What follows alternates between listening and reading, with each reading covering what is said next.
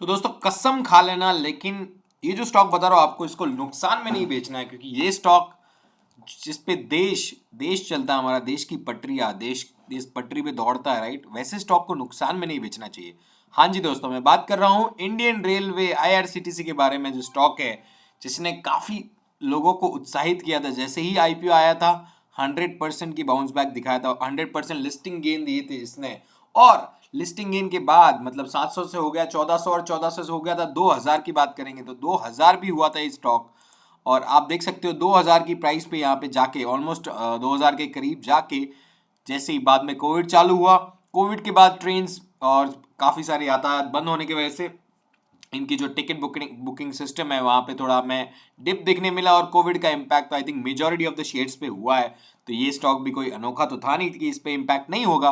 But एक quality stocks की बात ही कुछ ऐसी होती है कि क्वालिटी स्टॉक्स भले ही आपको टेम्पररी फेज के लिए गिरे हुए दिखे, लेकिन जो उनका लॉन्गर टर्म पैटर्न है, लॉन्गर टर्म पैटर्न वो हमेशा एक इंटैक्ट ही रहता है। आप देख सकते हो यहाँ पे clearly, you can see clearly कि जो स्टॉक पैटर्न हुआ, अभी भी स्टॉक ऐसे लेवल पे है। अगर आप देखोगे तो एक स्टॉक इतने डिसेंट लेवल पे है कि जो इसका प्रीवियस हाई है उसके पास जाके हम अभी भी स्टेबल है, राइट। तो यहाँ पे हम लोग देख सकते हैं कि आईआरसीटीसी स्टॉक को अगर आपने भले ही हाई पे खरीदा होगा, 2000 के आसपास भी खरीदा होगा, लेकिन वो बेचने लायक नहीं है अभी कि इतने जल्दी बेच के आप यहाँ पे निकल जाओ। ठीक है, अगर आपको थोड़ा डर रहे हो तो निकल जाओ, बट मेरे हिसाब से इसको होल्ड करना ज़्यादा प्रेफरेबल रहेगा और ज़्यादा बेनिफिशियल रहेगा। कुछ और बातें मैं डिस्कस करूंगा आईआरसीटीसी के बारे में, क्योंकि ये स्टॉक हमने बहुत बार रिकमेंड किया है, बिकॉज इंडिया की पटरियां है। आई थिंक स्टॉक चलेगा, और I think ticketing booking system है, आप कोई भी प्लेटफॉर्म से टिकट बुक करो, आई थिंक इनको ही फायदा होता है। तो they are the backbone of Indian industry, right. Indian अपनी जो बैकबोन है, ट्रेन्स है, पटरिया है, तो ये बैकबोन है हमारी, और जिस जैसे जैसे इनकी बुकिंग्स बढ़ेगी वैसे वैसे फायदा होगा। बट हाँ, मैं कहना चाहूंगा ऐसा नहीं होता है कि स्टॉक एकदम स्टेबिलिटी ऊपर बढ़ते ही जाते हैं। ये इनके फेजेस होते हैं, कुछ कुछ जैसे कुछ चीजें आ जाए, भी वापस लॉकडाउन लग जाएगा अगर एग्जाम्पल होता है, तो क्या होगा, वापस ट्रेन की बुकिंग थोड़ी बहुत स्लगिश हो जाएगी। उस केस में फेज में थोड़ी बहुत स्टॉक में हम लोग गिरावट देख सकते हैं, but those are called temporary corrections, right. ऐसी फंडामेंटली गुड स्टॉक से ऐसे टेम्पररी करेक्शन को हमें बाहर नहीं करना चाहिए कि हमने निकल जाना चाहिए वो टेम्पररी करेक्शन देख के, हमें हमें डर जाना चाहिए, क्योंकि ये सब चीजें फेज है। स्टॉक एक फंडामेंटली ग्रोथ कंपनी के, ग्रोथ ओरिएंटेड कंपनी के कुछ टैंडम होती है कि उसको हमें फॉलो करना है, उसके पेस के साथ हमें चलते रहना है, राइट। अगर और एक रिस्क था जो कि आई थिंक था कि जब I think it's not about कि 2000 से ऑलमोस्ट अगर आप देखोगे तो 700 तक की गिरावट आ गई। वो major reason is not only COVID, but एक और भी डर था जहाँ पे एक रीजन था कि ओएफएस भी आ रहा था, राइट। ओएफएस के बाद थोड़ा सा डर था कि ओएफएस क्या होता है, ऑफर फॉर सेल होता है, उसमें होता है प्रमोटर्स जो होते हैं वो अपनी होल्डिंग बेचते हैं, क्योंकि एक मैंडेटरी रिक्वायरमेंट है कि अगर प्रमोटर की होल्डिंग 75 के ऊपर होती है तो promoter are after certain period of time promoter are required to sell off their holding in the public, and वो थोड़ी चिंता पैदा करता है। और कुछ कभी कभी majority of the time stock के साथ ऐसा होता है कि जब भी ओएफएस आता है तो स्टॉक में हमें गिरावट देखी जाती है। That's a kind of major market practice which goes on, but IRCT के साथ भी ऐसा था। ओएफएस आया, बट आई थिंक इतनी डिक्लाइन यहाँ पे नहीं देखी कि हमने काफी सारे और स्टॉक के साथ देखी। जब ओएफएस आया है आई थिंक स्टॉक ने अच्छी खासी डिसेंट करेक्शन दिखाई है नीचे नीचे के लोअर के साइड में, बट आईआरसीटी के साथ ऐसा हुआ नहीं। आई थिंक ग्रोथ कंटिन्यू रही यहाँ पे, और जैसे जैसे लॉकडाउन का phase I think continuously upgrade होता गया। मतलब हम लोग पहले लॉकडाउन बोलते थे, अभी मतलब जैसे लॉकडाउन ओपन अप हो रहा था तो ओपन अप के फेजेस जैसे जैसे बढ़ने लगे, जैसे जैसे जो थोड़ी सी रिस्ट्रिक्शन थी वो सब कम होने लगी। आई थिंक ये स्टॉक अपने चिन्हों पे, अपनी जो राह थी, एक्चुअली फंडामेंटल राह थी, उस पे चलने लगा। तो हम ज्यादा बात नहीं करेंगे अबाउट, अब बात करेंगे थोड़ी सी चार्ट पे। तो चार्ट पैटर्न टेक्निकली क्या बोल रहा है, तो टेक्निकली अगर आप देखोगे तो चार्ट बहुत ही साउंड लग रहा है अभी, एंड वॉल्यूम इतना नहीं। आज की जो कैंडल है, अगर मैं इंक्रीमेंट की बात करूं कि आज शेयर कितना बढ़ा, तो 12%, ऑलमोस्ट 10% का अपर सर्किट था, लेकिन और अपर सर्किट 12% का था, उसके बाद भी 12% ऑलरेडी यहाँ पे दिखा। ऑलमोस्ट आज देखोगे तो जो क्लोजिंग है वो हाई पे, आप देखो आज का जो मतलब इतना डिसेंसी बहुत कम होता है। आज का जो विक है, ऊपर का विक आपको बहुत ही कम दिख रहा है, ऑलमोस्ट जो क्लोजिंग है वहां पे भी। तो ये एक प्रेडिक्शन होता है मोस्ट की, अगर क्लोजिंग आपका अगले पिछले दिन के हाई के आसपास होता है क्लोजिंग, तो next day follow up buying की बहुत ज्यादा पॉसिबिलिटी है, बहुत ज्यादा चांसेस है, राइट। तो आई थिंक उसके लिए हम लोग वॉच आउट करेंगे। लेकिन पैटर्न मैं चार्ट देख रहा हूँ वीकली बेसिस पे pattern was absolutely fantastic. You can see, अगर पैटर्न की बात करेंगे तो एक ट्रेंड लाइन ड्रॉ करेंगे तो उसके साथ से अच्छी एक्सपेक्टेशन थी। और अगर आप देखोगे तो एक बात करेंगे, एक प्राइस एक्शंस की भी बात करोगे तो प्राइस एक्शन के लिए एक बाइंग यहाँ पे जरूर बनती थी, 1600 रुपए की यहाँ पे एक बाइंग जरूर बनती थी। हालांकि ये जो कैंडल है, आपको ओएफएस के टाइम की हलचल की बात है तो थोड़ी बहुत हलचल तो थी यहाँ पे। काफी टाइम से स्टॉक रेंज बाउंड में था, कोविड आया कोविड के बाद, लेकिन कोविड के बाद काफी टाइम ऑलमोस्ट 2 3 या 3 4 महीने ऑलमोस्ट आप देखोगे या फिर 5 महीने स्टॉक रेंज बाउंड था। जैसे ही रेंज को ब्रेकआउट किया and we have seen a tremendous move in IRCTC.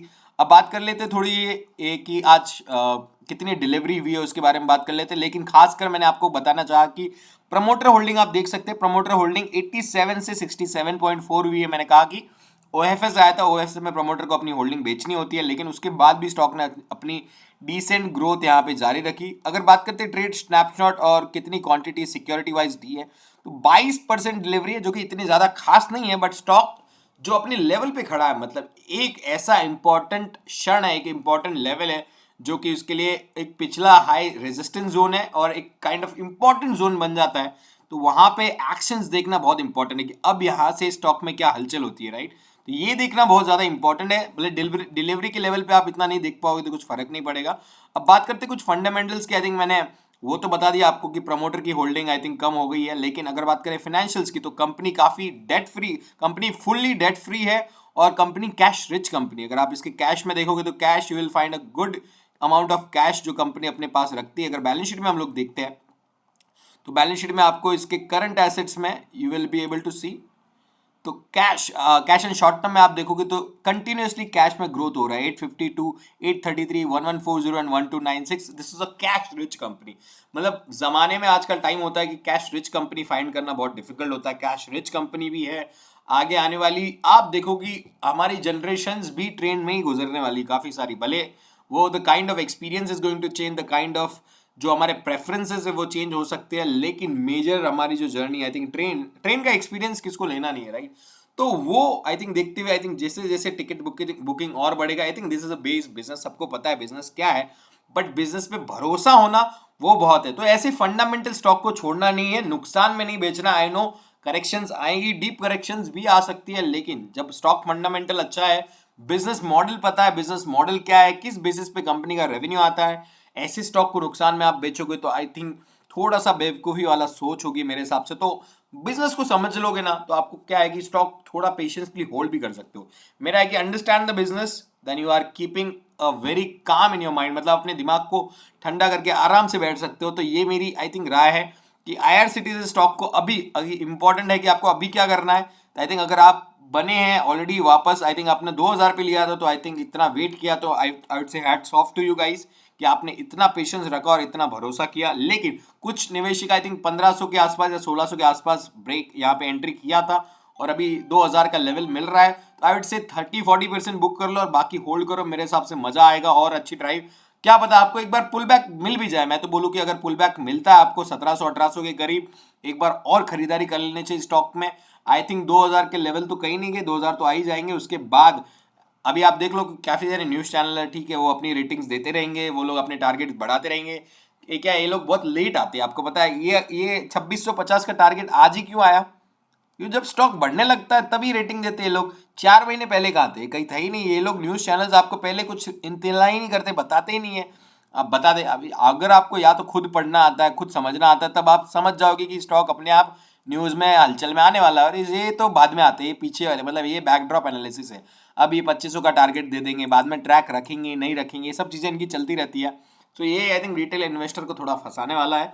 तो I would not go for that advice, but आपकी रीडिंग अच्छी होनी चाहिए। अगर आपने चार्ट को समझ लिया होता, मैं अभी इसको डेली टाइम फ्रेम पे भी लगा लेता हूँ कि डेली टाइम फ्रेम क्या दिखा रहा है। देखो सिंपली फंटास्टिक था। देखो मैंने आपको कहा कि ये स्टॉक रेंज में था काफी। टू बी ऑनेस्ट मैंने आपको बताया कि स्टॉक काफी रेंज में था, रेंज के बाद काफी वोलेटिलिटी वाला आया, लेकिन मेरे हिसाब से अगर डेली बेस पे भी रहते तो ये रेंज मेरे हिसाब से जब ब्रेक कर दी तो एक बाइंग लेवल था। वापस देखो आप नीचे आया, यहाँ पे आप देखो वापस सपोर्ट लिया, you can see the support here. Support लेने के बाद वापस यहाँ से बढ़ा और आप देखो अभी एक सिंपल मैं सीधी लाइन खींच लेता हूं, तो ये सीधी लाइन है, यहाँ पे आप देखोगे तो यहाँ पे अब खड़ा है स्टॉक, वेल प्लेस्ड है बहुत ही।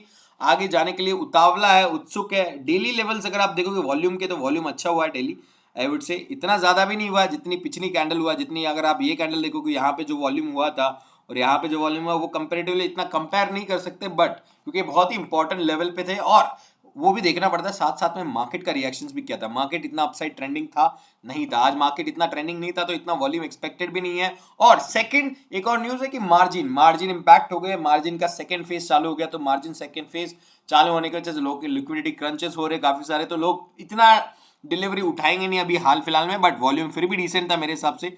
सो I would say I think this is a good stock to keep right now. और अगर स्टॉक को मेरे हिसाब से लंबी नजरी के रखेंगे तो बहुत अच्छा होगा। आई थिंक कुछ डिप्स पे बाय करेंगे तो बहुत अच्छा है। Fundamentally good stock to hold in your portfolio. और एक और हिंट दूंगा, एक स्टॉक और अच्छा चल रहा है, एसबीआई कार्ड्स। ध्यान रखो, वॉच रखो। आई थिंक मैंने कितनी बार अपडेट किया, 500 पे मैंने पर्सनली मेरे फ्रेंड्स को भी अपडेट किया about holding that to 1000 plus, and I think 1100 भाव चल रहा है। ठीक है, अगर आप, मैं जस्ट क्विकली बता देता हूँ, एसबीआई कार्ड्स, जस्ट नजर रखना, जस्ट नजर रखो इस कार्ड पे। ये कार्ड आपके लिए बहुत फायदेमंद साबित होगा। क्रेडिट कार्ड लो ना लोगे, लेकिन एसबीआई का कार्ड का जो शेयर है वो आपके लिए फायदेमंद साबित होगा। तो आई थिंक मैं वीडियो को यही स्टेटमेंट के साथ क्लोज करूंगा। अगर आप मुझे और मेरी अपडेट्स को और जानना चाहोगे, तो मुझे करीब से और जानना है, तो मुझे ट्विटर, यूट्यूब पे फॉलो कर सकते हो। तो I think we gonna stop this video now. Thank you so much guys for being here. अगर अभी तक बने हो तो प्लीज लाइक कर देना, and I will see you next time. Bye bye, take care.